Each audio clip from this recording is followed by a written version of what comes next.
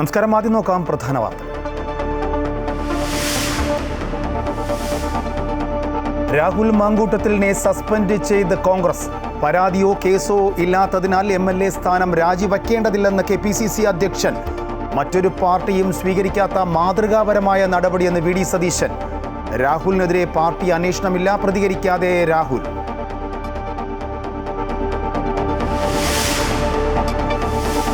പ്രധാനമന്ത്രി നരേന്ദ്രമോദിയുടെ ബിരുദം സംബന്ധിച്ച വിവരങ്ങൾ പുറത്തുവിടേണ്ട എന്ന് ഡൽഹി ഹൈക്കോടതി. വിവരാവകാശ കമ്മീഷന്റെ ഉത്തരവ് റദ്ദാക്കി. 1978 സർട്ടിഫിക്കറ്റുകൾ പരിശോധിക്കേണ്ടെന്നും കോടതി.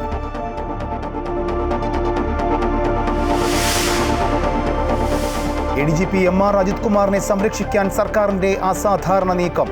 മുൻ DGP ഷേഖ് ദർവേസ് ഷാഹിബ് നൽകിയ 2 റിപ്പോർട്ടുകൾ DGP റവാഡ ചന്ദ്രശേഖറിന് തിരിച്ചയച്ചു. പരിശോധിച്ച് പുതിയ അഭിപ്രായം രേഖപ്പെടുത്തണമെന്ന് സർക്കാർ. അഴിമതി കേസിൽ ക്ലീൻ ചീറ്റ് തള്ളിയ വിജിലൻസ് കോടതി വിധിക്കെതിരെ അജിത് കുമാറിന്റെ അപ്പീൽ ഹൈക്കോടതി.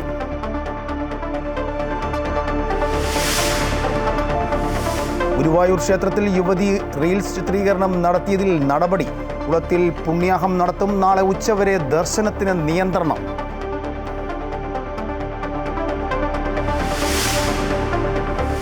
റാപ്പർ വേടനെതിരെ വീണ്ടും കേസ്. ഗവേഷണ വിദ്യാർത്ഥിനി നൽകിയ പരാതിയിൽ എറണാകുളം സെൻട്രൽ പോലീസ് കേസെടുത്തു. വേടന്റെ മുൻകൂർ ജാമ്യാപേക്ഷയിൽ ഹൈക്കോടതി വിധി മറ്റന്നാൾ.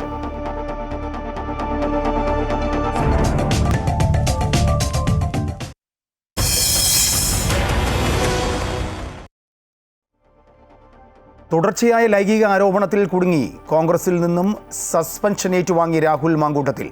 അതേസമയം MLA പദവി രാജിവെക്കേണ്ടതില്ല എന്ന് നേതൃത്വം വ്യക്തമാക്കി. കോൺഗ്രസിന്റെ പ്രാഥമിക അംഗത്വത്തിൽ നിന്ന് സസ്പെൻഡ് ചെയ്ത രാഹുലിന് നിയമസഭാ കക്ഷി അംഗത്വവും ഉണ്ടാകില്ല. രേഖാമൂലം പരാതിയില്ലാത്തതിനാൽ രാജിവെക്കേണ്ടതില്ല എന്നാണ് നേതൃത്വത്തിന്റെ വിശദീകരണം. 2 ദിവസം നീണ്ടുനിന്ന ആകാംക്ഷയ്ക്കൊടുവിൽ അത്യന്തം നാടകീയമായ രാഹുൽ മാങ്കൂട്ടത്തിലിന്റെ കാര്യത്തിൽ കോൺഗ്രസ് നേതൃത്വം തീരുമാനം പ്രഖ്യാപിച്ചു. MLA സ്ഥാനം രാഹുൽ ഒഴിയേണ്ടതില്ല. പകരം പാർട്ടിയുടെ പ്രാഥമിക അംഗത്വത്തിൽ നിന്നും സസ്പെൻഡ് ചെയ്തു. നിയമസഭാ കക്ഷി അംഗമായും തുടരാനാകില്ല. വരുന്ന നിയമസഭാ സമ്മേളനത്തിൽ പങ്കെടുക്കുന്നതിൽ നിന്നും രാഹുലിന് വിലക്കേർപ്പെടുത്തുകയും അവധിക്ക് പോകണമെന്ന് നിർദ്ദേശിക്കുകയും ചെയ്യും. KPCC അധ്യക്ഷൻ തന്നെ ഇക്കാര്യം ഔദ്യോഗികമായി അറിയിച്ചു. രാഹുലിനെതിരെ രേഖാമൂലം ഒറ്റ പരാതി പോലും ഒരിടത്തും ലഭിച്ചിട്ടില്ല എന്ന ന്യായീകരണം നിരത്തിയാണ് MLA പദവി നേതൃത്വം സംരക്ഷിക്കുന്നത്. അതേസമയം ആരോപണം ഉയർന്നപ്പോൾ തന്നെ അത്യന്തം മാതൃകാപരമായ ആർജവമുള്ള നടപടി സ്വീകരിക്കാൻ നേതൃത്വത്തിന് കഴിഞ്ഞുവെന്ന് വാദിക്കുകയും ചെയ്യുന്നു. ഞങ്ങൾക്ക് ഇതുവരെ പാർട്ടിക്കോ അല്ലെങ്കിൽ നിയമപരമായോ പരാതികൾ ലഭിച്ചിട്ടില്ല. എവിടെയും കേസ് രജിസ്റ്റർ ചെയ്തിട്ടില്ല. ആയതിനാൽ തന്നെ രാഹുൽ മാങ്കൂട്ടത്തിന്റെ MLA സ്ഥാനം രാജിവെക്കണം എന്ന് ആരെങ്കിലും ആവശ്യപ്പെടുന്നത്, ഞങ്ങളുടെ രാഷ്ട്രീയ എതിരാളികൾ പ്രത്യേകമായി ആവശ്യപ്പെടുന്നതിന് യാതൊരു ന്യായീകരണവും യുക്തിയുമില്ല. സ്ത്രീകളുടെ ആത്മാഭിമാനത്തിന് എവിടെയെങ്കിലും മുറിവേറ്റു എന്ന് തോന്നിയാൽ ആ നിമിഷം ഉചിതമായ നടപടിയെടുക്കാൻ കെൽപ്പുള്ള പാർട്ടിയാണ് കോൺഗ്രസ് എന്ന് തെളിയിക്കാൻ കഴിഞ്ഞതായി പ്രതിപക്ഷ നേതാവിന്റെ വാദം. ഏതെങ്കിലും രാഷ്ട്രീയ പാർട്ടി ഇത്തരം തീരുമാനം കേരളത്തിൽ എടുത്തിട്ടുണ്ടോ? സ്ത്രീകളോടുള്ള ഞങ്ങളുടെ പ്രസ്ഥാനത്തിന്റെ ബഹുമാനവും ആദരവുമാണ്. സ്ത്രീയുടെ അഭിമാനം കാത്തുരക്ഷിക്കാനാണ് കോൺഗ്രസ് ഈ തീരുമാനമെടുത്തത്.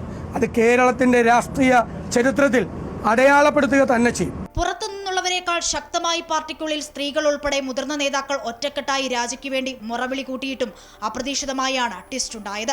രാജിയുടെ പടിവാതിക്കൽ എത്തി നിൽക്കുമ്പോഴാണ് ഉപതെരഞ്ഞെടുപ്പിനുള്ള സാധ്യത തള്ളിക്കളയാനാകില്ല എന്ന നിയമോപദേശം പാർട്ടിക്ക് ലഭിച്ചത്. ഇപ്പോൾ ഉണ്ടായ തെരഞ്ഞെടുപ്പ് പോലും കോൺഗ്രസ് വരുത്തിവെച്ചതെന്ന ആക്ഷേപം നേരിടുന്ന വേളയിൽ വീണ്ടും ഒരു ഉപതെരഞ്ഞെടുപ്പുണ്ടായാൽ കനത്ത തിരിച്ചടി നേരിടുമെന്ന വിലയിരുത്തലുമുണ്ടായി. ഉപതെരഞ്ഞെടുപ്പിന് കളമൊരുങ്ങിയാൽ BJPക്ക് ഗുണം ചെയ്യുമെന്ന ആശങ്കയും കോൺഗ്രസിനുണ്ട്. BJPക്ക് നിയമസഭയിലെത്താനുള്ള സാഹചര്യം സൃഷ്ടിച്ചാൽ അത് 2026 പൊതുതെരഞ്ഞെടുപ്പിൽ കോൺഗ്രസിന് കനത്ത രാഷ്ട്രീയ തിരിച്ചടിയായി മാറുമെന്ന വിലയിരുത്തലുമുണ്ടായി. കൂടിയാലോചനകൾക്കൊടുവിൽ MLA പദവിയിൽ തുടരാൻ അനുവദിച്ചുകൊണ്ട് രാഹുൽ മാങ്കൂട്ടത്തിലിനെ സസ്പെൻഡ് ചെയ്യാനുള്ള തീരുമാനമെടുക്കുകയായിരുന്നു കോൺഗ്രസ്. ഒരു പരാതി പോലും ലഭിക്കാതിരുന്നിട്ടും പാർട്ടിയുടെ ഏറ്റവും സമുന്നതനായ നേതാവിനെ സസ്പെൻഡ് ചെയ്യാൻ എടുത്ത ആർജവം മറ്റേത് പാർട്ടിക്ക് അവകാശപ്പെടാനുണ്ടെന്ന ചോദ്യമുയർത്തിയാകും രാഷ്ട്രീയ പ്രതിയോഗികളെ കോൺഗ്രസിനെ നേരിടുക. അമൃത ന്യൂസ്, തിരുവനന്തപുരം. വിവാദങ്ങൾക്ക് പിന്നാലെ സസ്പെൻഷൻ നടപടികൾ ഉണ്ടായിട്ടും പ്രതികരിക്കാതെ രാഹുൽ മാങ്കൂട്ടത്തിൽ MLA. പുറത്തുവന്ന ഓഡിയോ സന്ദേശങ്ങളിൽ ഉൾപ്പെടെ പ്രതികരണം ഉണ്ടാകുമെന്ന് കരുതിയെങ്കിലും രാഹുൽ അതിന് തയ്യാറായില്ല. അതേസമയം രാവിലെ സസ്പെൻഷൻ വാർത്ത വന്നതിന് പിന്നാലെ നിരവധി യൂത്ത് കോൺഗ്രസ് പ്രവർത്തകരും പ്രാദേശിക കോൺഗ്രസ് നേതാക്കളുമാണ് രാഹുലിനെ കാണാൻ വീട്ടിലേക്ക് എത്തിയിരുന്നത്. രാഹുൽ മാങ്കൂട്ടത്തിലിന്റെ സസ്പെൻഷൻ സ്വാഗതാർഹമെന്ന് KPCC മുൻ അധ്യക്ഷൻ K. സുധാകരൻ. പാർട്ടി എടുത്ത തീരുമാനത്തെ സ്വാഗതം ചെയ്യുന്നു. രാഹുൽ രാജി വയ്ക്കണമെന്ന അഭിപ്രായമില്ല എന്നും വനിതാ നേതാക്കൾ പറഞ്ഞത് അവരുടെ അഭിപ്രായമാണെന്നും അദ്ദേഹം പറഞ്ഞു. ഉമാ തോമസിനെതിരായ സൈബർ ആക്രമണത്തെക്കുറിച്ച് അറിയില്ല എന്നും K. സുധാകരൻ പ്രതികരിച്ചു. അതുകൊണ്ട് പാർട്ടിയുടെ തീരുമാനം എന്താണ്, ആ തീരുമാനത്തും എൻ്റെ തീരുമാനം. അത് പ്രശ്നത്തിൻ്റെ ഗൗരവം അനുസരിച്ചാണ് ഒരു നടപടിയുടെ കാര്യത്തിൽ ഒരു നടപടി എടുക്കുന്നത്. എന്താണ് അതിൻ്റെ കാരണം, ആ കാരണത്തെ വിലയിരുത്തിയിട്ടാണ് ഇത് ചെയ്യേണ്ടത്.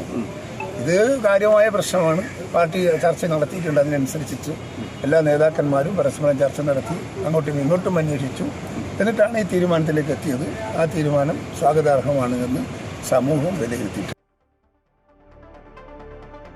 രാഹുൽ മാങ്കൂട്ടത്തിനെതിരെ ശക്തമായ തീരുമാനമാണ് പാർട്ടി എടുത്തതെന്നും KPCC പ്രസിഡന്റ് പറഞ്ഞതിന് മുകളിലൊന്നും പറയാനില്ല എന്നും ഷാഫി പറമ്പിൽ MP. കേരളത്തിലെ ഓരോ കോൺഗ്രസ് പ്രവർത്തകനും അത് ബാധകമാണെന്നും അദ്ദേഹം കോഴിക്കോട് പ്രതികരിച്ചു. ശക്തമായിട്ടുള്ള തീരുമാനമാണ് പാർട്ടി എടുത്തിട്ടുള്ളത്. അത് കേരളത്തിലെ ഓരോ കോൺഗ്രസ് പ്രവർത്തകനും നേതാവിനും ബാധകമാണ്. ബഹുമാനപ്പെട്ട KPCC പ്രസിഡന്റ് പറഞ്ഞതിന്റെ മേലെ കൂടുതലൊന്നും പറയേണ്ടതായിട്ടില്ല. അദ്ദേഹം ഇന്ന് മാധ്യമങ്ങളെ കണ്ട് എല്ലാ തീരുമാനങ്ങളും കൃത്യമായിട്ട് വിശദീകരിച്ചു കഴിഞ്ഞതാണ്. അതിൽ കൂടുതൽ ഞാനൊന്നും പറയേണ്ടതായിട്ടുണ്ടെന്ന് കരുതുന്നില്ല. രാഹുൽ മാങ്കൂട്ടത്തിലിന്റെ സസ്പെൻഷൻ പാർട്ടി ധാർമ്മികത ഉയർത്തിയെടുത്ത തീരുമാനമെന്ന് T. സിദ്ദിഖ് MLA കോഴിക്കോട് പറഞ്ഞു. ചുരുങ്ങിയ സമയത്തിനുള്ളിൽ നേതൃത്വം നടപടിയെടുത്തു. ആരോപണം ഉന്നയിക്കുന്ന MP രാജേഷ് ആത്മവിമർശനം നടത്തണമെന്നും സമാന ആരോപണങ്ങൾ ഉയർന്നപ്പോൾ മറ്റു പാർട്ടികൾ എന്ത് ചെയ്തുവെന്നും അദ്ദേഹം ചോദിച്ചു. ഒരു കമ്മിറ്റിയെ പോലും വെക്കേണ്ട ആവശ്യകതയില്ല എന്നുള്ള ഒരു ബോധ്യത്തിൻ്റെ അടിസ്ഥാനത്തിൽ ആരോപണം ഉയർന്ന പശ്ചാത്തലത്തിൽ തന്നെ വളരെ കൃത്യതയോടുകൂടി കേരളത്തിലെ പൊതുസമൂഹത്തെയും സ്ത്രീ സമൂഹത്തെയും ഉയർന്ന ധാർമ്മികത ഉയർത്തിപ്പിടിച്ചുകൊണ്ട് പാർട്ടി എടുത്തിരിക്കുന്ന തീരുമാനമാണ് ഈ സസ്പെൻഷൻ എന്നുള്ളത്. ഇത്രയും ജീർണമായ ഒരവസ്ഥ ഒരു കാലത്തും കോൺഗ്രസ് നേതൃത്വത്തിൽ ഉണ്ടായിട്ടില്ല എന്ന് CPM സംസ്ഥാന സെക്രട്ടറി MV ഗോവിന്ദൻ. രാഹുൽ മാങ്കൂട്ടത്തിലിന് പലതും അറിയാമെന്നത് കോൺഗ്രസിനെ വെട്ടിലാക്കുന്നു. രാജിക്ക് പകരം നടപടി സസ്പെൻഷനിൽ ഒതുക്കിയത് ശരിയല്ല. ഏത് ഉപതെരഞ്ഞെടുപ്പിനെയും നേരിടാൻ തങ്ങൾ തയ്യാറാണെന്നും അദ്ദേഹം പറഞ്ഞു.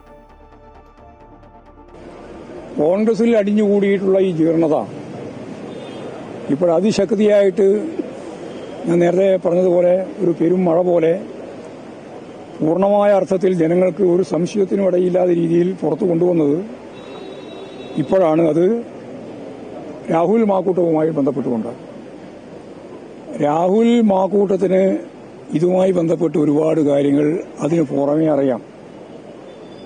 അതാണ് കോൺഗ്രസ് നേതൃത്വത്തെ വെട്ടിലാക്കുന്ന ഏറ്റവും പ്രധാനപ്പെട്ട കാര്യം. രാഹുൽ മാങ്കൂട്ടത്തിലിന്റെ സസ്പെൻഷൻ കോൺഗ്രസിന്റെ രാഷ്ട്രീയ തട്ടിപ്പും നാടകവുമാണെന്ന് BJP ദേശീയ നിർവാഹക സമിതി അംഗം PK കൃഷ്ണദാസ്. പാലക്കാട്ടെ വോട്ടർമാരെ പരിഹസിക്കുന്നതിന് തുല്യമാണിതെന്നും PK കൃഷ്ണദാസ് പ്രതികരിച്ചു. കേരളത്തിലെ മുഴുവൻ ജനങ്ങളെയും പ്രത്യേകിച്ച് പാലക്കാട് വോട്ടർമാരെ പരിഹസിക്കുന്നതിനും വെല്ലുവിളിക്കുന്നതിനും തുല്യമാണ് കോൺഗ്രസിൻ്റെ ഈ നടപടി. ഒരു കാര്യം ഞങ്ങൾ ചോദിക്കാനുള്ളത്, പാർട്ടിക്ക് വേണ്ടാത്ത ഒരാളെ പൊതുസമൂഹത്തിന് തലയിൽ കെട്ടിവെക്കുന്നതിൻ്റെ ധാർമ്മികത എന്താണെന്ന് കോൺഗ്രസ് നേതൃത്വം വിശദീകരിക്കണം. പാർട്ടിയുടെ പ്രാഥമിക അംഗത്വത്തിൽ നിന്നും അദ്ദേഹം പുറത്താക്കുന്നത് പാർട്ടിക്ക് ആവശ്യമില്ല എന്നതിൻ്റെ അടിസ്ഥാനത്തിലാണെന്നാണ് അവർ അവകാശപ്പെടുന്നത്. അങ്ങനെയാണെങ്കിൽ പാർട്ടിക്ക് ആവശ്യമില്ലാത്ത ഒരാളെ കേരളത്തിലെ ജനങ്ങളുടെ തലയിൽ, സമൂഹത്തിൻ്റെ തലയിൽ, പാലക്കാട് വോട്ടർമാരുടെ തലയിൽ അടിച്ചേൽപ്പിക്കുന്നതിൻ്റെ ധാർമ്മികതയാണ് കോൺഗ്രസ് വിശദീകരിക്കേണ്ടത്. വിദ്യാർത്ഥി സംഘടനാതലം മുതൽ തെരുവിലെ സമരമുഖത്ത് നിറഞ്ഞു നിന്നിരുന്ന നിരവധി KSU പ്രവർത്തകരെ തള്ളിമാറ്റി കണ്ണടച്ചു തുറക്കുന്ന വേഗത്തിലായിരുന്നു കോൺഗ്രസിനുള്ളിൽ രാഹുൽ മാങ്കൂട്ടത്തിൽ എന്ന യുവാവിൻ്റെ വളർച്ച. മാധ്യമങ്ങളെയും സോഷ്യൽ മീഡിയയെയും കൃത്യമായി വിനിയോഗിക്കുന്ന സമർത്ഥനായ രാഹുൽ പക്ഷേ ഒരു പൊതുപ്രവർത്തകന് ഉണ്ടാകേണ്ട മിനിമം യോഗ്യതകളെക്കുറിച്ച് പഠിക്കാൻ മറന്നുപോയതിൻ്റെ പരിണിത ഫലമാണ് അപ്രതീക്ഷിതമായി ഉണ്ടായ ഈ തിരിച്ചടി. ചാനൽ ചർച്ചകളിലും സംവാദങ്ങളിലും പുഞ്ചിരിയോടെ നിറഞ്ഞു നിൽക്കുന്ന സ്ഥിരം മുഖം. ചർച്ചകളിൽ പങ്കെടുത്ത് കോൺഗ്രസിനു വേണ്ടി വാദിക്കുകയും രാഷ്ട്രീയ എതിരാളികളുടെ മേൽ ചാട്ടുളി പോലെ പ്രഹരമേൽപ്പിക്കുകയും ചെയ്യുന്ന വാക്ചാതുരി. രാഹുൽ മാങ്കൂട്ടത്തിലെ മലയാളികൾ പരിചയപ്പെട്ടു തുടങ്ങിയത് അങ്ങനെയാണ്. കൃത്യതയോടും വ്യക്തതയോടും കൂടി കാര്യങ്ങൾ പഠിച്ചവതരിപ്പിക്കാനുള്ള കഴിവ് കാഴ്ചക്കാരിലും സർവോപരി പാർട്ടിയിലെ ഒരു വിഭാഗത്തിനും മതിപ്പുളവാക്കി. യൂത്ത് കോൺഗ്രസ് കാലം മുതലേ സംസ്ഥാന അധ്യക്ഷനായിരുന്ന ഷാഫി പറമ്പിലിന്റെ ഇടവും വലവും ആത്മാവും നിഴലുമൊക്കെയായി വളർന്നു. പ്രവർത്തന മേഖല യൂത്ത് കോൺഗ്രസ് ആണെങ്കിലും പകൽ മുഴുവൻ നീണ്ടു നിൽക്കുന്ന സമരമുഖങ്ങളിലൊന്നും തപ്പിയാൽ പോലും കാണാത്ത യുവനേതാവ് വൈകിട്ട് 7 മണിക്ക് ശേഷം സകല ചാനലുകളിലും പാർട്ടിക്ക് വേണ്ടി അധ്വാനിക്കുന്നതിനോട് ഒരു വിഭാഗം മുതിർന്ന നേതാക്കൾക്ക് പണ്ടേ കടുത്ത അസംതൃപ്തി ഉണ്ടായിരുന്നു. പക്ഷേ പ്രതിപക്ഷ നേതാവായി മാറിയ വി ഡി സതീശൻ രണ്ടാം തലമുറയിൽ പാർട്ടി പ്രതീക്ഷയോടെ ഉറ്റുനോക്കുന്ന ഷാഫി പറമ്പിലിനെ ചേർത്ത് നിർത്തിയപ്പോൾ ഒപ്പം ചേക്കേറിയ രാഹുൽ മാങ്കൂട്ടത്തിലിന് പിന്നെ തിരിഞ്ഞു നോക്കേണ്ടി വന്നില്ല. യൂത്ത് കോൺഗ്രസിന് നാഥനില്ലാതെ സംഘടന നിർജീവമായിരുന്ന സമയം. തെരഞ്ഞെടുപ്പിലൂടെ പുനഃസംഘടിപ്പിച്ച പാർട്ടിയുടെ സംസ്ഥാന അധ്യക്ഷ പദവി വീറും വാശിയുമേറിയ പോരാട്ടത്തിനൊടുവിൽ നേടിയെടുത്തു. കള്ളവോട്ടും വ്യാജ ID കാർഡും ഉൾപ്പെടെയുള്ള ആരോപണങ്ങൾ അതിജീവിച്ച് മുന്നേറിയ യുവനേതാവ് സംഘടനയുടെ കരുത്ത് വിളിച്ചോതി സെക്രട്ടേറിയറ്റ് നടയിൽ അക്രമാസക്ത പ്രതിഷേധത്തിന് തിരികൊളുത്തി. അറസ്റ്റും റിമാൻഡും ജയിലിൽ നിന്നുള്ള പുറത്തേക്കുള്ള വരവും നേതാവിന്റെ സ്വീകാര്യതയ്ക്ക് ആക്കം കൂട്ടി. സംഘടനാ ചുമതലയിലെ ആദ്യ വരവിൽ തന്നെ സാക്ഷാൽ ലീഡറുടെ മകൾക്കെതിരെ നടത്തിയ സ്ത്രീവിരുദ്ധ പരാമർശം പോലും തിരുത്താൻ പാർട്ടിയിലെ ഗോഡ്ഫാദർമാർ ശ്രമിച്ചതുമില്ല. പാലക്കാട് തന്റെ വിശ്വസ്തൻ തന്നെ സ്ഥാനാർത്ഥിയാകണമെന്ന ഷാഫി പറമ്പിലിന്റെ കടുംപിടുത്തം അങ്ങനെ രാഹുൽ മാങ്കൂട്ടത്തിൽ എന്ന നേതാവിന് MLA ആകാനുള്ള വഴിതെളിഞ്ഞു.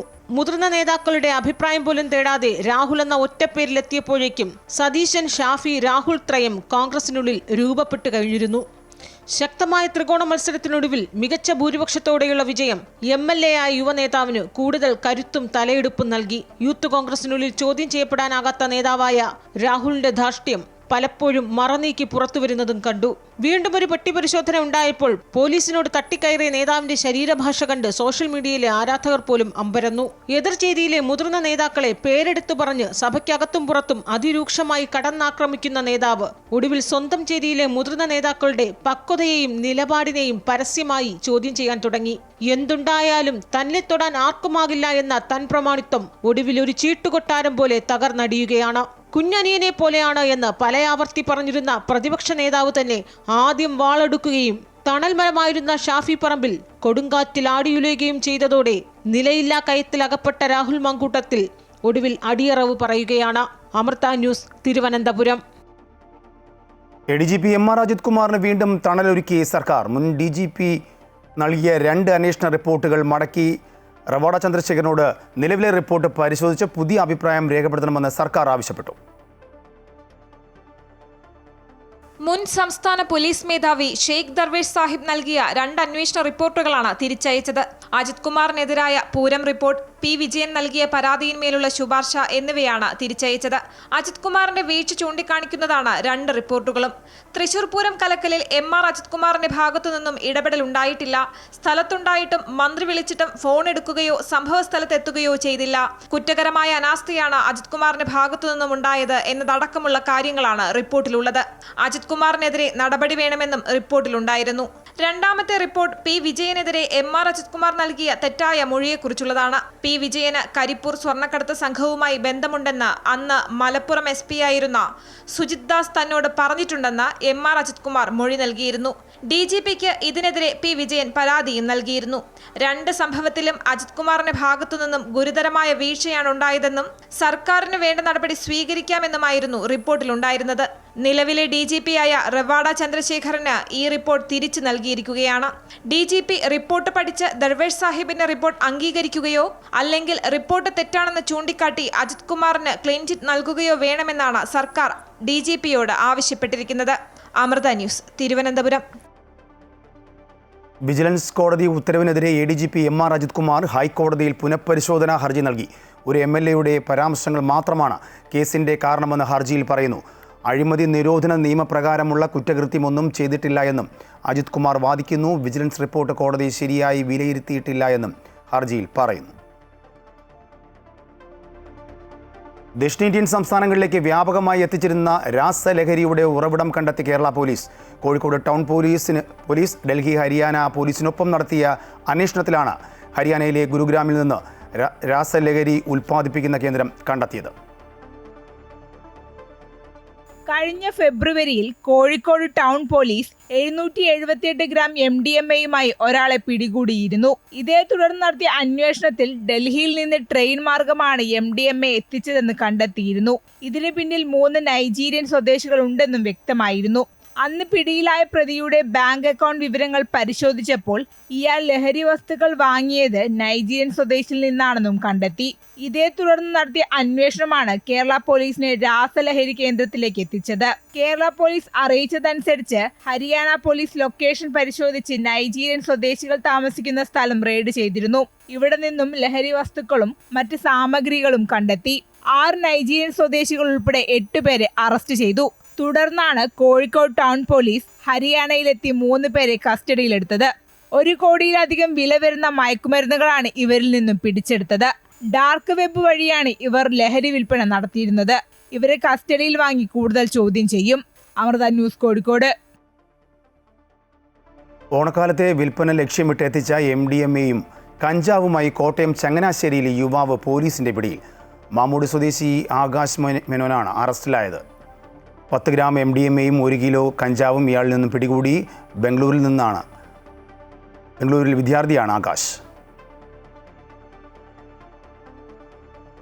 കോഴിക്കോട് രാമനാട്ടുകരയിൽ പശ്ചിമബംഗാൾ സ്വദേശിയായ 17-കാരിയെ പീഡിപ്പിച്ച കേസിൽ പ്രതി പിടിയിൽ. ഊക്കിപ്പറമ്പ് സ്വദേശി റിയാസാണ് പിടിയിലായത്. കേസിൽ നിർണായകമെന്ന് കരുതുന്ന ഹാർഡ് ഡിസ്ക് പ്രതിയുടെ സുഹൃത്തിന്റെ വീട്ടിലെ കിണറ്റിൽ നിന്നും കണ്ടെത്തിയിരുന്നു. പശ്ചിമബംഗാൾ സ്വദേശിനിയായ 17-കാരിയെ പീഡിപ്പിച്ച കേസിലെ പ്രതി റിയാസ് ഒറീസയിലേക്ക് കടക്കാൻ ശ്രമിക്കുന്നതിനിടെയാണ് പോലീസിന്റെ പിടിയിലാകുന്നത്. ഈ മാസം 19-നായിരുന്നു കേസിനാസ്പദമായ സംഭവം. രാമനാട്ടുകരയിലെ മോളിൽ തുണിക്കടയിൽ ജോലി ചെയ്യുകയായിരുന്ന പെൺകുട്ടിയെ റിയാസ് എത്തി കൂട്ടിക്കൊണ്ടുപോകുകയായിരുന്നു. രാത്രിയേറെ വൈകിയിട്ടും പെൺകുട്ടി വീട്ടിലെത്താത്തതിനെ തുടർന്ന് കുടുംബം നൽകിയ പരാതിയിൽ അന്വേഷണം പുരോഗമിക്കുന്നതിനിടെയാണ് റിയാസ് തന്നെ പെൺകുട്ടിയെ വീടിനടുത്ത് ഇറക്കിവിട്ട് അവിടെ നിന്ന് രക്ഷപ്പെടുന്നത്. തനിക്ക് ലഹരി നൽകി പീഡിപ്പിച്ചുവെന്ന് പെൺകുട്ടി പോലീസിന് മൊഴി നൽകിയിരുന്നു. കേസിൽ കൂടുതൽ പ്രതികളുണ്ടെന്ന വാദത്തിൽ കുട്ടിയുടെ കുടുംബവും ഉറച്ചു നിൽക്കുന്നുണ്ട്. 4-5 आदमी उसका खाता है, खाता है, कमड़ाता है। वो जब बेहोश हो गया, बंटी जा रहा, उसका तो मालूम नहीं है कहाँ जा रहा, क्या कर रहा। फिर थोड़ा दूर गया, उसमें फिर देख रहा ऐसे देख रहा है उसका वो कार में 4 आदमी, फिर और 4 आदमी हो गया. റിയാസിന്റെ സുഹൃത്തിനെ നേരത്തെ പോലീസ് കസ്റ്റഡിയിലെടുത്തിരുന്നു. കേസിൽ നിർണായകമെന്ന് കരുതുന്ന ഹാർഡ് ഡിസ്ക് പ്രതിയുടെ സുഹൃത്തിന്റെ വീട്ടിലെ കിണറിൽ നിന്നും കണ്ടെത്തിയിട്ടുണ്ട്. ഇതുമായി ബന്ധപ്പെട്ട CCTV ദൃശ്യങ്ങൾ ഉൾപ്പെടെയുള്ള വിവരങ്ങൾ ഹാർഡ് ഡിസ്കിൽ ഉണ്ടെന്ന നിഗമനത്തിലാണ് അന്വേഷണ സംഘം. അമൃത ന്യൂസ്, കോഴിക്കോട്. കാസർഗോഡ് പടന്നക്കാട് വീട്ടിൽ ഉറങ്ങിക്കിടന്ന 10 വയസ്സുകാരിയെ തട്ടിക്കൊണ്ടുപോയി പീഡിപ്പിച്ച് സ്വർണ്ണക്കമ്മൽ കവർന്ന കേസിൽ പ്രതിക്ക് മരണം വരെ തടവ് ശിക്ഷയും 2 ലക്ഷം രൂപ പിഴയും വിധിച്ച കോടതി. ഹോസ്ദുർഗ് ഫാസ്റ്റ് ട്രാക്ക് സ്പെഷ്യൽ കോടതിയാണ് പ്രതി സൽമാൻ എന്ന PA സലീമിനെ ശിക്ഷ വിധിച്ചത്. കുട്ടിയെ പീഡിപ്പിച്ച ശേഷം സ്ഥലം വിട്ട കർണാടക കുടക് സ്വദേശിയായ പ്രതിയെ ആന്ധ്രാപ്രദേശിൽ നിന്ന് വെച്ചാണ് പോലീസ് പിടികൂടിയത്. വീട്ടിൽ ഉറങ്ങിക്കിടക്കുകയായിരുന്ന 10 വയസ്സുകാരിയെ എടുത്തുകൊണ്ടുപോയി ലൈംഗികമായി പീഡിപ്പിച്ച കേസിലാണ് പ്രതി കുടക് സ്വദേശി PA സലീം എന്ന സൽമാനെതിരെ ഹോസ്ദുർഗ് ഫാസ്റ്റ് ട്രാക്ക് സെഷൻസ് കോടതിയുടെ സുപ്രധാന വിധി. പ്രതിക്ക് ഇരട്ട ജീവപര്യന്തവും 2 ലക്ഷം രൂപ പിഴയും വിധിച്ച കോടതി പ്രതി മരണം വരെ ജയിലിൽ കഴിയണമെന്നും പ്രസ്താവിച്ചു. പ്രോസിക്യൂഷൻ ഹാജരാക്കിയ 60 സാക്ഷികളിൽ ഒരാൾ പോലും കൂറുമാറിയില്ല എന്നത് പ്രത്യേകതയാണ്. DNA പരിശോധന ഉൾപ്പെടെ ശാസ്ത്രീയ തെളിവുകൾ കേസിൽ നിർണായകമായി. കുട്ടിയെ പീഡിപ്പിച്ച പ്രതി കാതിലുണ്ടായിരുന്ന കമ്മൽ മോഷ്ടിക്കുകയും കൂത്തുപറമ്പിൽ ഒരു ജ്വല്ലറിയിൽ വിൽപ്പന നടത്തുകയും ചെയ്തിരുന്നു. ഇതിനായി സഹായം ചെയ്തു കൊടുത്ത പ്രതിയുടെ സഹോദരി സുവൈബയെ കോടതി പിരിയും വരെ തടവിനും 1000 രൂപ പിഴയടക്കാനും ശിക്ഷിച്ചു. ഒരു ക്യാപിറ്റൽ പണിഷ്മെന്റ് കൊടുക്കണമെന്നാണ് ഞാൻ കോടതിയിൽ പറഞ്ഞിട്ടുള്ളത്. പക്ഷേ ക്യാപിറ്റൽ പണിഷ്മെന്റ് കൊടുത്തില്ലെങ്കിലും പോക്സോ ആക്ടിന്റെ 6(1)5M 6(1) പ്രകാരം ഈ കേസിൽ ജീവപര്യന്തം തടവ്, ജീവിത അവസാനം വരെ തടവ് അനുഭവിക്കുന്നത് കോടതി പറഞ്ഞിട്ടുണ്ട്. അതുപോലെ തന്നെ 374 കടത്തിക്കൊണ്ടുപോയ ആ കുറ്റത്തിന് ജീവപര്യന്തം, അങ്ങനെ 2 ജീവപര്യന്തം കൊടുത്തിട്ടുണ്ട്. 2024 മെയ് 15 പുലർച്ചെയായിരുന്നു നാടിനെ നടുക്കിയ സംഭവം. 39 ദിവസത്തിനകം കുറ്റപത്രം സമർപ്പിക്കാനായി എന്നതും കേസിന്റെ പ്രത്യേകതയാണ്. ശാസ്ത്രീയ തെളിവുകളടക്കം 117 രേഖകൾ അന്വേഷണ സംഘം ഹോസ്ദുർഗ് കോടതിയിൽ ഹാജരാക്കിയിരുന്നു. അമൃത ന്യൂസ്, കാസർഗോഡ്. തൃശൂർ നഗരത്തിൽ കെട്ടിടത്തിന് മുകളിൽ കയറി ആത്മഹത്യാ ഭീഷണി മുഴക്കിയ യുവാവിനെ ഒടുവിൽ കീഴ്പ്പെടുത്തി. 3 മണിക്കൂർ നേരത്തെ പരിശ്രമത്തിനൊടുവിൽ വല വിരിച്ച് ബലപ്രയോഗത്തിലൂടെയാണ് ഫയർഫോഴ്സ് ഉദ്യോഗസ്ഥർ യുവാവിനെ കീഴ്പ്പെടുത്തിയത്. മാനസിക അസ്വാസ്ഥ്യം ഉള്ളതായി സംശയിക്കുന്ന യുവാവിനെ ആശുപത്രിയിലേക്ക് മാറ്റി. രാവിലെ 11 മണിയോടെയാണ് തൃശൂർ നഗരത്തിലെ KSRTC സ്റ്റാൻഡിന് സമീപം വെളിയന്നൂർ ആശാരിക്കുന്നിലെ ഇരുനില വീടിന് മുകളിൽ കയറി നിന്ന യുവാവ് ആത്മഹത്യാ ഭീഷണി മുഴക്കിയത്. സംഭവം പ്രദേശവാസികളുടെ ശ്രദ്ധയിൽപ്പെട്ടതോടെ ഫയർഫോഴ്സിനെ വിവരമറിയിച്ചു. ഉടൻ തൃശൂർ ഫയർഫോഴ്സും ഈസ്റ്റ് പോലീസും സ്ഥലത്തെത്തി. പോലീസും ഫയർഫോഴ്സും ആദ്യഘട്ടത്തിൽ യുവാവിനെ അനുനയിപ്പിച്ച് താഴെയിറക്കാൻ ശ്രമം ആരംഭിച്ചു. എന്നാൽ യുവാവ് കയ്യിൽ കിട്ടിയ കുപ്പികളും ഓടും ഉൾപ്പെടെ പോലീസിനും ഫയർഫോഴ്സിനും നേരെ എറിഞ്ഞു. ഇതിനിടെ നാട്ടുകാരും സ്ഥലത്ത് തടിച്ചുകൂടി. പിന്നീട് യുവാവിനെ താഴെയിറക്കാനായി ഫയർഫോഴ്സിന്റെ വലിയ ഏണി കെട്ടിടത്തിൽ ചാരിവെച്ചു. എന്നാൽ യുവാവ് ആ ഏണിയിൽ കയറി നിന്നായിരുന്നു പിന്നീട് ആത്മഹത്യാ ഭീഷണി മുഴക്കിയത്. ഒടുവിൽ അനുനയ സാധ്യതകളെല്ലാം മങ്ങിയതോടെ ബലം പ്രയോഗിച്ച് പിടികൂടാനുള്ള നീക്കമായി ഫയർഫോഴ്സ്. ഇതിനിടെ യുവാവ് കെട്ടിടത്തിന്റെ സൺഷൈഡിലേക്ക് നീങ്ങി നിലയുറപ്പിച്ചു. ഇതിനിടെ കെട്ടിടത്തിന്റെ മുകളിൽ നിന്നും ഫയർഫോഴ്സ് സംഘം യുവാവിന്റെ ദേഹത്തേക്ക് വലയെറിഞ്ഞു. ഉടൻ സൺഷൈഡിന്റെ ഇരുവശത്തു നിന്നിരുന്ന ഫയർഫോഴ്സ് ഉദ്യോഗസ്ഥർ ഓടിയെത്തി യുവാവിനെ ബലം പ്രയോഗിച്ച് കീഴ്പ്പെടുത്തുകയായിരുന്നു.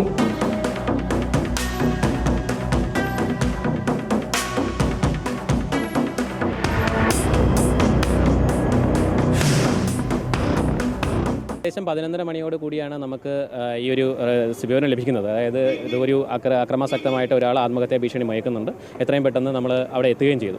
അപ്പോൾ ഈ ഇടയ്ക്ക് ഒരു മാസത്തിനകത്ത് 1-2 സ്ഥലങ്ങളിൽ ഒരു ആത്മഹത്യ പ്രവണത നടത്തുകയും ഒരു നിർഭാഗ്യവശാൽ ഒരാൾ മരണപ്പെടുന്ന ഒരു അവസ്ഥയൊക്കെ ഉണ്ടായി. അപ്പോൾ അത്തരം ഒരു സാഹചര്യം ഉണ്ടാകാൻ പാടില്ല എന്നുള്ളത് നേരത്തെ തന്നെ നമ്മൾ ജീവനക്കാരോട് പറഞ്ഞിട്ടുണ്ടായിരുന്നു. അതുപ്രകാരം കൃത്യമായിട്ട് തന്നെ അവർ കാര്യങ്ങൾ ചെയ്തു. ഏണിയിലൂടെ താഴെയിറക്കാൻ ശ്രമം നടത്തിയെങ്കിലും യുവാവ് വീണ്ടും പ്രതിരോധിച്ചു.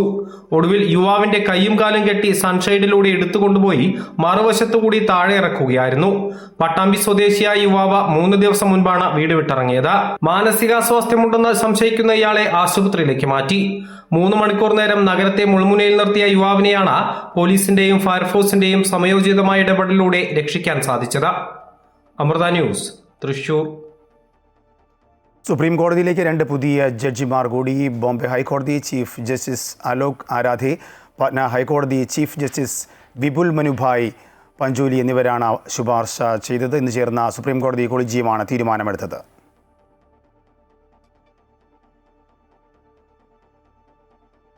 ഗാസയിൽ ഇസ്രായേൽ ആക്രമണം. തെക്കൻ ഗാസയിലെ ആശുപത്രിക്ക് നേരെ ഉണ്ടായ ആക്രമണത്തിൽ 19 പേർ കൊല്ലപ്പെട്ടു. ഗാസയിലെ ആശുപത്രിയിൽ കൊല്ലപ്പെട്ടവരിൽ 4 മാധ്യമപ്രവർത്തകരും ഉൾപ്പെടുന്നു. അൽ ജസീറ ക്യാമറമാനും റോയിട്ടേഴ്സിലെ ഫോട്ടോഗ്രാഫറും കൊല്ലപ്പെട്ടു.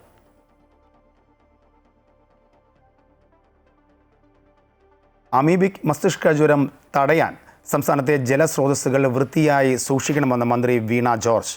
ശനി ഞായർ ദിവസങ്ങളിൽ സംസ്ഥാനത്തെ മുഴുവൻ കിണറുകളും ക്ലോറിനേറ്റ് ചെയ്യണമെന്നും ടാങ്കുകൾ വൃത്തിയാക്കണമെന്നും മന്ത്രി അറിയിച്ചു. മുഖ്യമന്ത്രിയുടെ നേതൃത്വത്തിൽ ചേർന്ന യോഗത്തിലെ നിർദ്ദേശപ്രകാരമാണ് തീരുമാനം. തദ്ദേശ സ്വയംഭരണ സ്ഥാപനങ്ങൾ, ഹരിത കേരള മിഷൻ, ജലവിഭവ വകുപ്പ് എന്നിവയുടെ നേതൃത്വത്തിൽ നടക്കുന്ന ജനകീയ ക്യാമ്പയിനിൽ എല്ലാ ആരോഗ്യ പ്രവർത്തകരും സ്ഥാപനങ്ങളും പങ്കെടുക്കണം. വീടുകൾ, ആശുപത്രികൾ, വിദ്യാഭ്യാസ സ്ഥാപനങ്ങൾ, ഹോസ്റ്റലുകൾ, ഫ്ളാറ്റുകൾ തുടങ്ങിയ എല്ലായിടത്തെയും ജലസംഭരണ ടാങ്കുകൾ വൃത്തിയാക്കണം. ഈ വർഷം 41 അമീബിക് മസ്തിഷ്ക ജ്വരം കേസുകളാണ് റിപ്പോർട്ട് ചെയ്തത്. നിലവിൽ 18 ആക്റ്റീവ് കേസുകളാണുള്ളത്. തിരുവനന്തപുരം, കൊല്ലം, കോഴിക്കോട്, വയനാട്, മലപ്പുറം ജില്ലകളിലാണ് കേസുകൾ റിപ്പോർട്ട് ചെയ്തിട്ടുള്ളത്.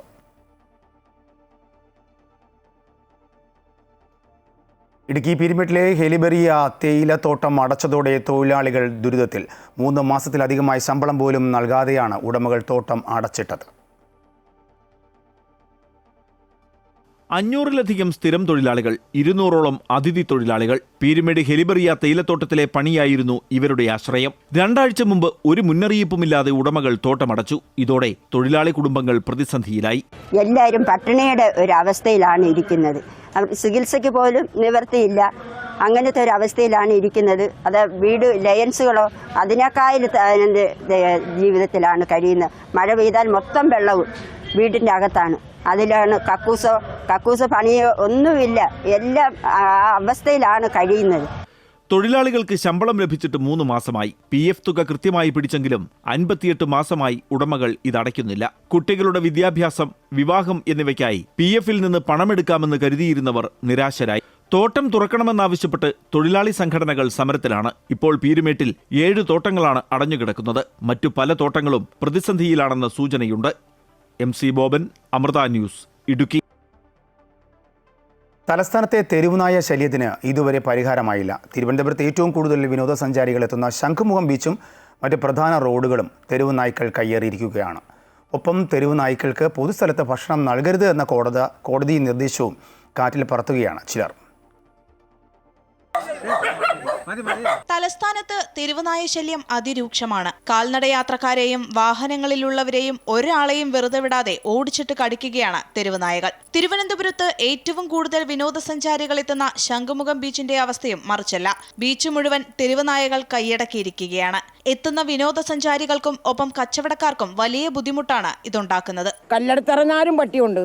1000 പട്ടി കുറച്ച് കഴിയുമ്പോൾ ഒരു 4 മണിയാകുമ്പോൾ ഇവിടെ നോക്കാം. പട്ടിയുടെ ശല്യം ഭയങ്കര.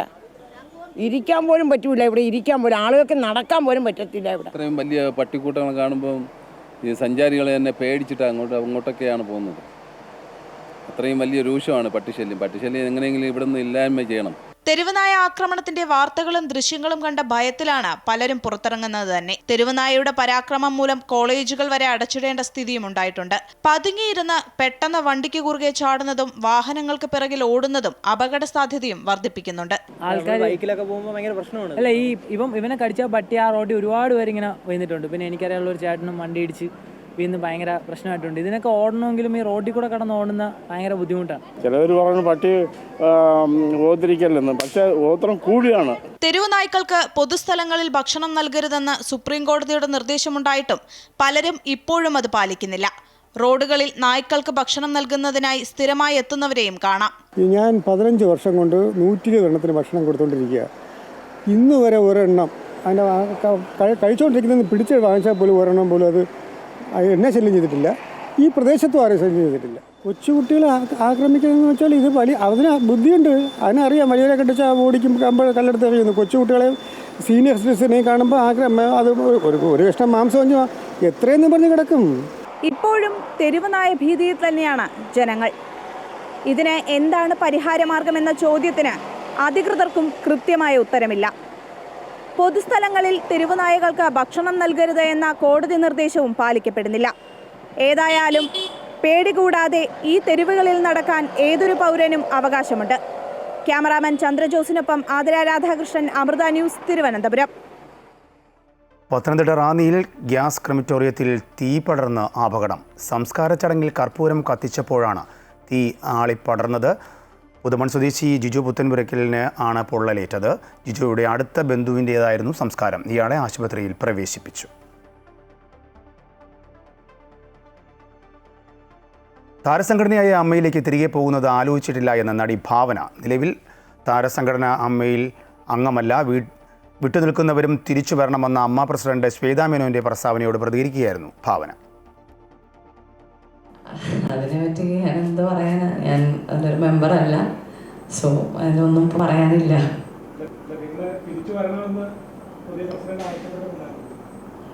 എനിക്കറിയില്ല, അത് പേഴ്സണലി പറഞ്ഞിട്ടില്ല, എനിക്കറിയില്ല. അത് ഞാൻ തീരുമാനിച്ചിട്ടില്ല. തൃശൂർ സ്വദേശികളായ ശ്രീകുമാറും ഭാര്യയെ രശ്മിയും താമസിക്കുന്ന ദുബായിലുള്ള വീടിനെ ഗണപതി വീടെന്ന് വിശേഷിപ്പിക്കാം. അവിടെ എത്തുന്ന ഏതൊരാൾക്കും ആ വിശേഷണം ശരിയാണെന്ന് ബോധ്യപ്പെടുകയും ചെയ്യുന്നു. വ്യത്യസ്തങ്ങളായ ഗണപതി രൂപങ്ങളാണ് ഈ വീടിനെ അലങ്കരിക്കുന്നത്. വിനായക ചതുർത്ഥിയോടനുബന്ധിച്ച് ദുബായിൽ നിന്നും ഞങ്ങളുടെ പ്രതിനിധി ശ്രീരാജ് കൈമൾ തയ്യാറാക്കിയ റിപ്പോർട്ട് കാണാം.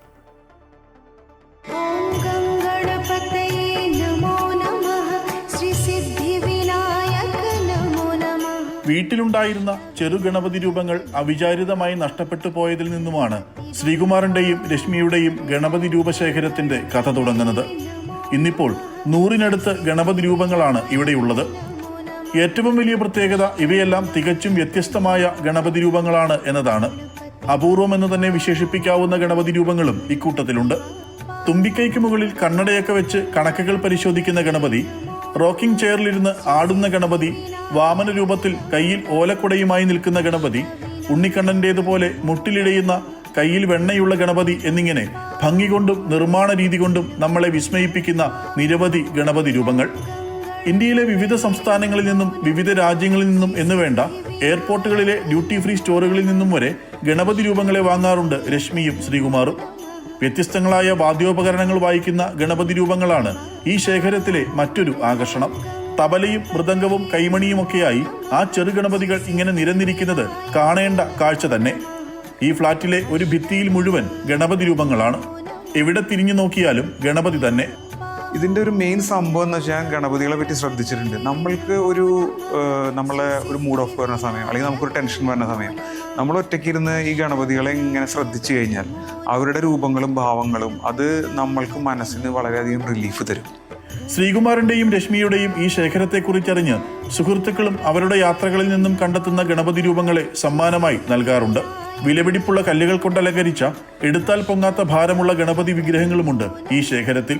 അവയിൽ പലതിനും ലക്ഷങ്ങളുടെ വിലയുമുണ്ട്. പണത്തിന്റെ മൂല്യം എന്നതിനേക്കാൾ ഇവയിൽ പലതും മറ്റൊരിടത്തും കാണാൻ സാധ്യതയില്ല എന്നതാണ് ഈ ശേഖരത്തിന്റെ മൂല്യം വർദ്ധിപ്പിക്കുന്നത്. 108 എന്ന എണ്ണമെത്തുമ്പോൾ ഗണപതി ശേഖരം തൽക്കാലം നിർത്തണമെന്നാണ് ഇപ്പോൾ ശ്രീകുമാറും രശ്മിയും ആലോചിക്കുന്നത്. വ്യത്യസ്തങ്ങളായ ഗണപതി രൂപങ്ങളായിരിക്കണം ഓരോന്നും എന്നതാണ് ഈ ഉദ്യമത്തിന്റെ ബുദ്ധിമുട്ട്. എങ്കിലും അത് സാധ്യമാകും എന്ന പ്രതീക്ഷയിലാണ് ഇവർ.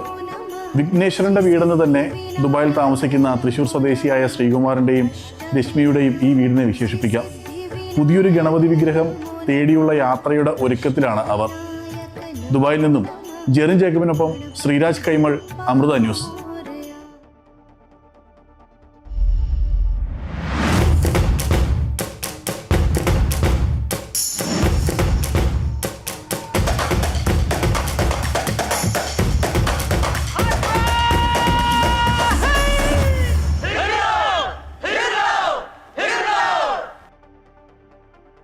നെഹ്റു ട്രോഫി വള്ളംകളിയുടെ പ്രചരണാർത്ഥമുള്ള ബസ് പര്യടനം ആരംഭിച്ചു. വള്ളംകളി എക്സ്പ്രസ് എന്ന് പേരിട്ടിരിക്കുന്ന ബസിൻ്റെ ആദ്യ പര്യടനം P Chitharanjan MLA flag off ചെയ്തു. കളക്ടർ അലക്സ് വർഗീസ്, നഗരസഭാ അധ്യക്ഷ ജയമ എന്നിവർ പങ്കെടുത്തു.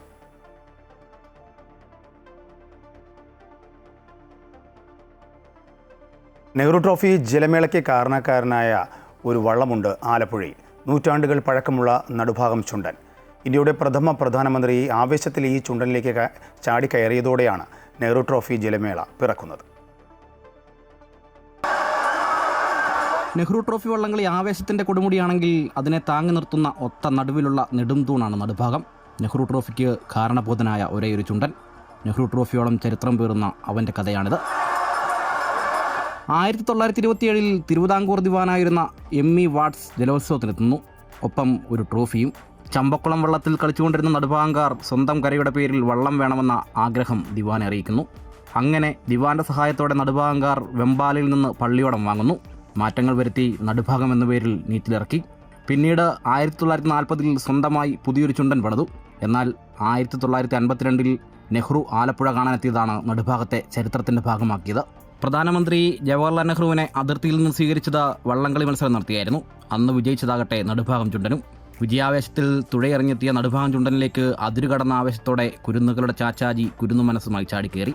അന്ന് പിറന്നത് ഒരു ചരിത്രം കൂടിയായിരുന്നു. ചരിത്രമുറങ്ങുന്ന നൂറ്റാണ്ടിൻ്റെ പഴക്കമുള്ള ചുണ്ടൻ. നെഹ്റുവിൻ്റെ പാറസ്പർശമേറ്റ ഒരേയൊരു നടുഭാഗം. എന്നാൽ ആ ചുണ്ടൻ ഇന്ന് നാശത്തിൻ്റെ വക്കിലാണ്. എന്നോ തകർന്നു തുടങ്ങിയ ചുണ്ടൻ പടുതയിൽ പൊതിഞ്ഞു സൂക്ഷിച്ചിരിക്കുകയാണ്. വള്ളപ്പുരയായിരുന്ന പ്രദേശമാകെ കാട് കയറി നശിച്ചു.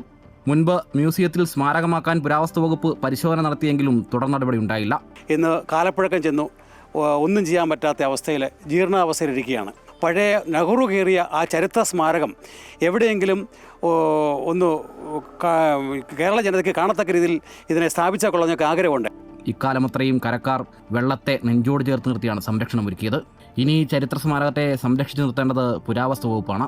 നെഹ്റു ട്രോഫിയുടെ ചരിത്രത്തിൽ 36 തവണ ഫൈനലിലും ഏറ്റവും കൂടുതൽ തവണ 2ാം സ്ഥാനവും നേടിയ നടുഭാഗത്തെ ജനതയ്ക്കും ജലോത്സവ പ്രേമികൾക്കുമൊപ്പം സാംസ്കാരിക കേരളവും അത് ആഗ്രഹിക്കുന്നുണ്ട്.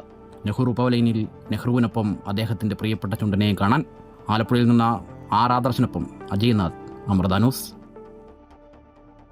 സാമ്പത്തിക രംഗത്ത് 33 വർഷത്തെ പാരമ്പര്യമുള്ള നോൺ ബാങ്കിംഗ് ഫിനാൻഷ്യൽ കമ്പനിയായ ദിശമി ഫിനാൻസ് പ്രൈവറ്റ് ലിമിറ്റഡിൻ്റെ ബ്രാൻഡ് അംബാസഡറായി ചലച്ചിത്രതാരം ഭാവന. 5 വർഷത്തിനുള്ളിൽ കേരളം, തമിഴ്നാട്, കർണാടക, ആന്ധ്രാപ്രദേശ് സംസ്ഥാനങ്ങളിലായി 200 ബ്രാഞ്ചുകൾ തുറക്കാനാണ് കമ്പനി ലക്ഷ്യമിടുന്നതെന്ന് chairman Shyamkumar, managing director Anitha Francis എന്നിവർ പറഞ്ഞു. വരും ദിവസങ്ങളിൽ കൊട്ടാരക്കര, പിറവം, കൂത്താട്ടുകുളം, തിരുവനന്തപുരം എന്നിവിടങ്ങളിൽ ബ്രാഞ്ചുകൾ തുറക്കും. 4000-ലധികം തൊഴിലവസരങ്ങൾ സൃഷ്ടിക്കുകയാണ് ലക്ഷ്യം. നിലവിൽ വാഹന വായ്പയിലാണ് കമ്പനി കൂടുതൽ ശ്രദ്ധ ചെലുത്തിയിരുന്നത്.